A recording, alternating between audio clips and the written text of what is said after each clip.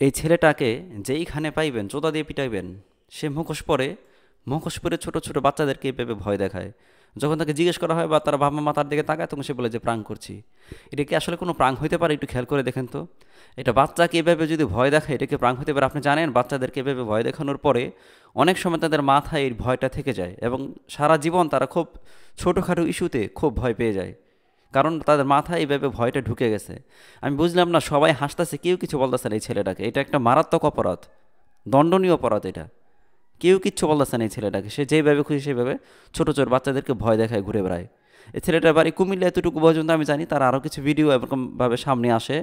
সে প্রচুর মানে মেয়েদের সাথে অশ্লীল অশ্লীল প্রাঙ্ক করে, এ রাস্তাঘাটে ঘুরে বিভিন্ন মানুষদেরকে বিরক্ত করে। এগুলো তো প্রাঙ্ক না, প্রাঙ্ক বিদেশেও হয় আমি দেখি, কিন্তু এগুলো তো প্রাঙ্ক না আসলে। মূলত মানুষকে বিরক্ত করা, মানুষকে ভয় দেখানো, রাস্তা দিয়ে অফিসে যাচ্ছে তাকে ভিজায় দেওয়া, এগুলো তো প্রাঙ্ক না। আর ভয় দেখানো যেতে পারে, বড় মানুষকে টুকটাক ভয় দেখানো যেতে পারে অন্যভাবে, কিন্তু এইভাবে ছোটো ছোটো মাসুম বাচ্চাদেরকে যদি ভয় দেখায়, এটা কিন্তু বাচ্চাদের জন্য প্রচুর ক্ষতিকর। ওই ছেলে হয়তো জানে না, তারে ধইরা জুতা দিয়ে বাইরাইয়া জানাই দেওয়া উচিত এবং তার বাবা মাকে এনে সেখানে বিচার করে তারপরে তাকে ছাড়া উচিত।